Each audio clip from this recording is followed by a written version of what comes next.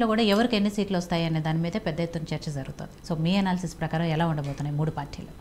అందరికీ నమస్కారం అండి. ఇప్పుడు రాష్ట్ర రాజకీయాలు వేరు, దేశ రాజకీయాలు వేరు మేడం. ఇది పూర్తిగా స్థాయిలో మన దేశ రాజకీయాలను దృష్టిలో పెట్టుకుని జరుగుతున్న ఎలక్షన్స్, పార్లమెంట్కి సంబంధించిన ఎలక్షన్స్. దీనిలో గతంలో కాంగ్రెస్ పార్టీ అంటే మొన్న 3 నెలల క్రితం ఎలక్షన్స్లో గెలిచినప్పుడు అక్కడ కాంగ్రెస్ పార్టీకి పోటాపోటీ బీజేపీ ఇచ్చింది, బీఆర్ఎస్ పార్టీ ఇచ్చింది. నాకు తెలిసి 1.5 మధ్య మార్జిన్ తోటి ఓడిపోయింది, పెద్ద ఓటింగ్ పర్సెంట్ లేదు. చాలా స్థానాలలో బీజేపీ కూడా ఒకటి కొంచెం అంటే డిసిజన్ మేకర్ అంటే కింగ్ మేకర్ స్థాయికి వచ్చే పరిస్థితి వచ్చేసింది. అదే ఇంకొక 5-6 స్థానాలు గిట్ట కనుక కాంగ్రెస్ పార్టీకి తగ్గేది ఉంటే ఆ రోజు పరిస్థితి ఎలా ఉండేదో తెలియదు. ఎందుకంటే అక్కడ ఎంఐఎం పార్టీ వల్ల ఎవరు అంటే వాళ్ళు గెలిచింది కూడా పోటాపోటీ మెజార్టీ తోటి మార్జిన్ తోటి గెలిచినట్టు పార్టీ. సో ఆ టైంలో చాలా వాదనలు నిలబడి చాలా ఆరోపణలు ఏంటంటే ఇది ప్రభుత్వం ఎక్కువ రోజులు ఉండదు, 3 నెలల్లో ఊలిపోతుంది, 6 నెలల్లో ఊలిపోతుంది అని చెప్పేసి ప్రమాణ స్వీకారం చేయకముందే మొదలుపెట్టారు.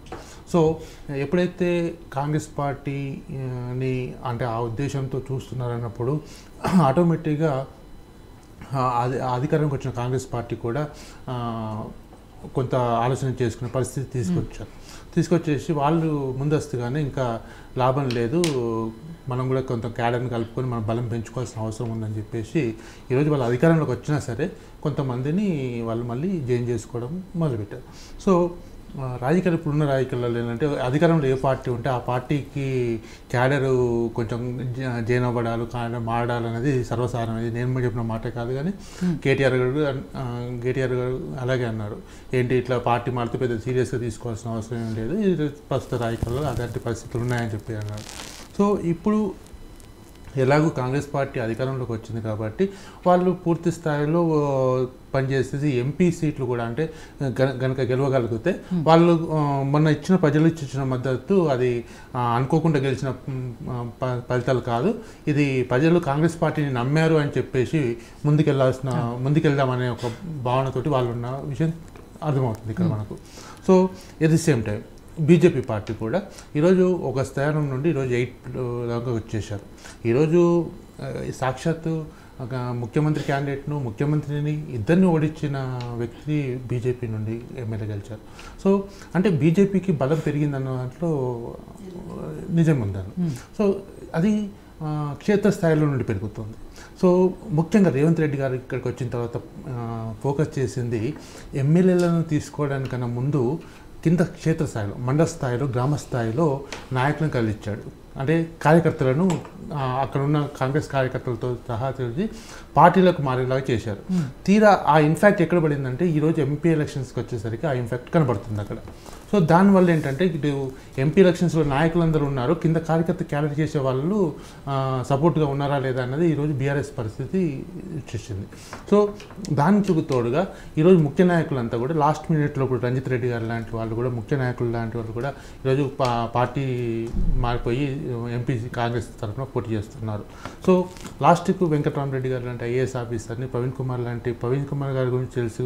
మరి ఆయన మొన్నటిదాకా బీఆర్ఎస్ని ఎన్ని రకాలుగా ఆరోపణలు చేశాడనే వ్యక్తి తెలుసు. అతన్ని కూడా ఈరోజు ఎంపీగా పోటీ చేశారు. వెంకటరామరెడ్డి గారి మీద ఎన్నో ఆరోపణలు ఉన్నాయి, భూమికి సంబంధించిన ఆరోపణలు ఉన్నాయి, ఆయన కలెక్టర్గా చేసినప్పుడు కానీ లేదంటే తర్వాత ఉన్నప్పుడు కానీ.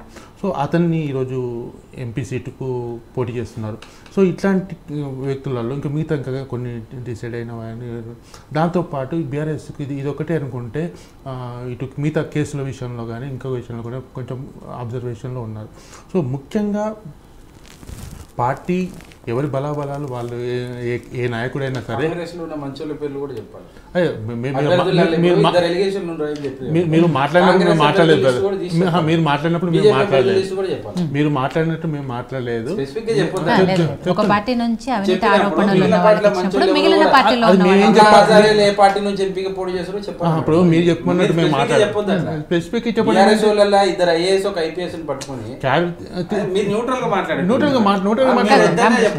మధు గారు అన్న విషయం ఒక పాయింట్లో కరెక్టే. ఎందుకంటే ఒక పార్టీ నుంచి ఏవైతే అవినీతి ఆరోపణలు ఇచ్చిన వారికి టికెట్లు ఇచ్చారో మిగిలిన పార్టీలో కూడా అలాంటి ఆరోపణలు వారికి ఎవరికి ఇచ్చారో ఆ లెక్క కూడా చెప్పాలి అని. సో అలాంటి వాళ్ళు ఇప్పుడు ఈరోజు ఉన్నారు, పోటీలో ఉన్నారు.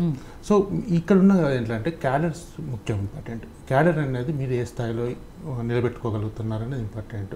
సో ముఖ్యంగా రేపు ఎలక్షన్స్ అయిపోతే బీజేపీ ఏ నాయకుడైనా అండి, ఇప్పుడు ఏ నాయకుడైనా మా పార్టీ మొత్తం 1-2 సీట్లు వస్తాయి ఇంకా మేము ఓడిపోతామని ఏ నాయకుడు చెప్పాడు.